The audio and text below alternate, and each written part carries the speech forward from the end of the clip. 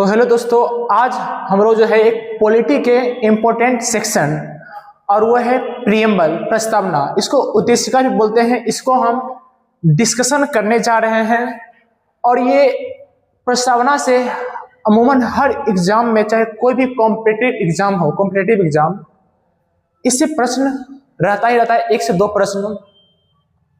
दोस्तों प्रस्तावना, इसको हम तो क्या कहते हैं, प्रस्तावना को उद्देशिका भी कहते हैं।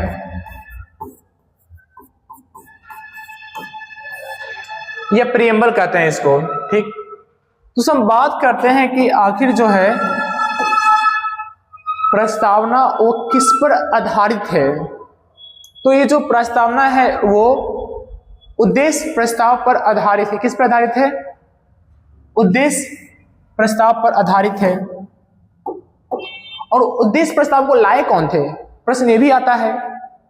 दोस्तों उद्देश्य प्रस्ताव को जो लाए थे वो है पंडित जवाहरलाल नेहरू, और ये संविधान सभा में 13 दिसंबर 1946 को प्रस्तुत किए थे और संविधान सभा इसे 22 जनवरी 1947 को अपनाए थे।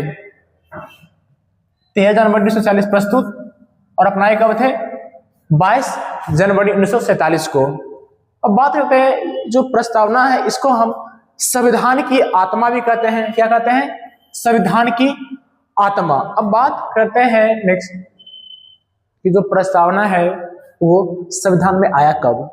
तो ये आया है 26 नवंबर 1949 को। और ये लागू कब हुआ? तो ये लागू हुआ है 26 जनवरी 1950 को, ये लागू हुआ था। अब हम बात करते हैं कि प्रस्तावना में अभी तक कितनी बार संशोधन किया जा चुका है। तो आंसर है केवल 1 बार, और वो है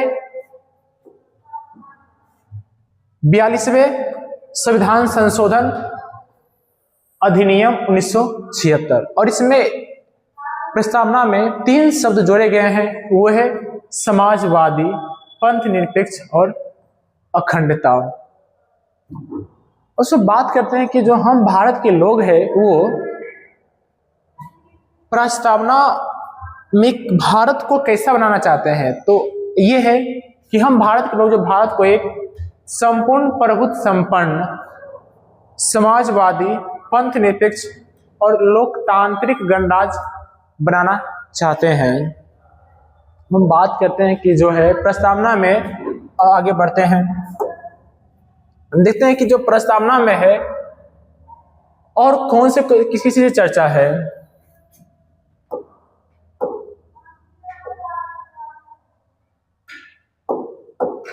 दोस्तों प्रस्तावना में जो है न्याय की चर्चा है। कितने प्रकार के न्याय है? 3 प्रकार के। वो है सामाजिक, आर्थिक और राजनीतिक न्याय। फिर स्वतंत्रता भी है, और ये है विचार, अभिव्यक्ति, विश्वास, धर्म और उपासना। ये है 5 प्रकार के। फिर है समता, ये 2 प्रकार दिया हुआ है। ये है प्रतिष्ठा और अवसर की समता। फिर है बंधुता, तो बंधुता 2 भी, ये भी 2 है। ये है व्यक्ति की गरिमा और राष्ट्र की एकता और अखंडता। अब बात कर रहे हैं कि जो प्रस्तावना आपको बताए थे, जब नीचे आते हैं ना इसी क्रम में, तो प्रस्तावना में एक तारीख दिखाता है, वो है 26 नवंबर 1949। और इसी दिन जो है प्रस्तावना को संविधान में स्वीकार किया गया था। तो जो इसी दिन जो है ना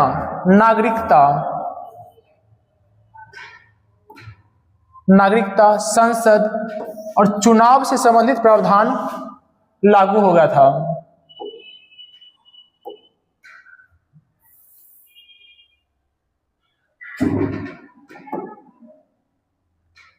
तो इसी दिन जो क्या हुआ था, संविधान सभा इसको स्वीकार किए थे। संविधान में जो इसको है ना स्वीकार किया गया था, अंगीकृत। और इसी दिन जो है 26 नवंबर 1949 को ही नागरिकता, संसद और चुनाव से संबंधित प्रावधान लागू हुआ था। हम बात करते हैं कि जो प्रस्तावना से रिलेटेड जो है सुप्रीम कोर्ट के अलग अलग फैसले क्या है?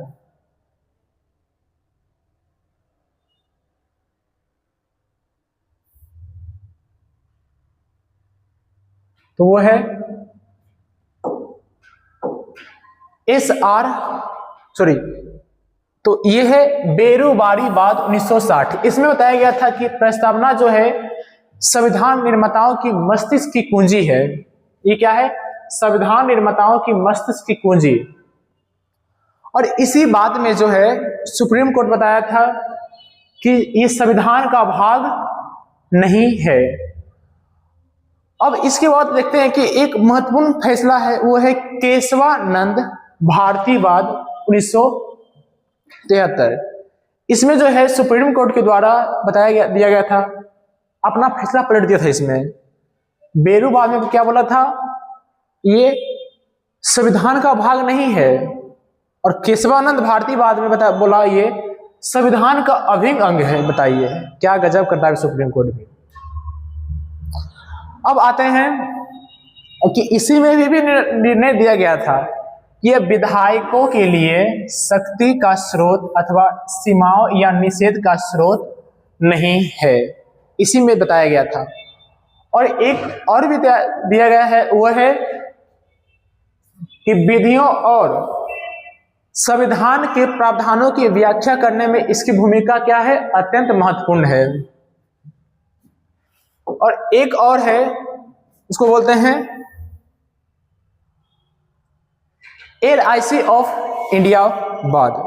तो इसमें बताया गया था कि प्रस्तावना जो है संविधान का आंतरिक हिस्सा है। तो हम बात करते हैं और फैसला दर। तो एक है SR बोमई-वाद। इसमें बताया गया था कि प्रस्तावना में जो शब्द है पंथ निरपेक्षता, ये आधारभूत ढांचे का पाठ है। अर्थात इसका मतलब ये हुआ कि हमारे संसद जो है वो संविधान संशोधन के माध्यम से भी इसको हटा नहीं सकते हैं। अब दोस्तों बात करते हैं कि जो और इसके अलावा ऐसे कौन कौन से शब्द है प्रस्तावना का जो अभी तक आधारभूत ढांचे का पार्ट है, और इसमें आगे शामिल हो सकता है वो पता नहीं, लेकिन अभी तक जो है ये है लोकतांत्रिक, गणतांत्रिक, पंथ निरपेक्ष, राष्ट्र की एकता और अखंडता, और यह है व्यक्ति की गरिमा। इसमें सबसे इंपॉर्टेंट पॉइंट यह है कि जो समाजवादी एक शब्द है,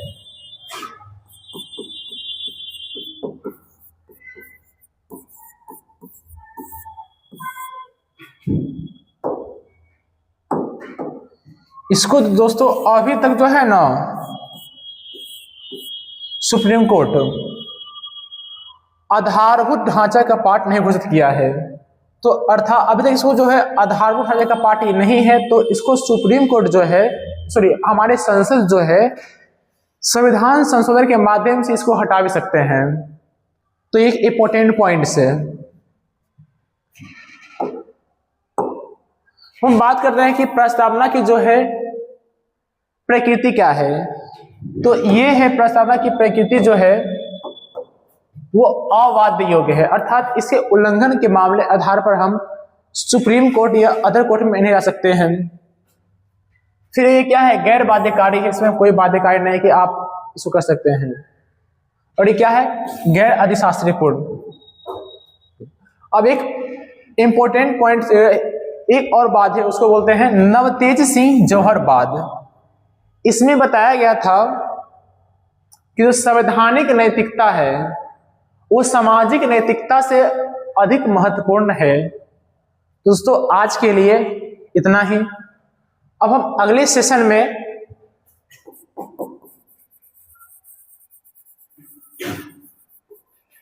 फंडामेंटल राइट्स को इस शॉर्ट में रिवीजन करेंगे।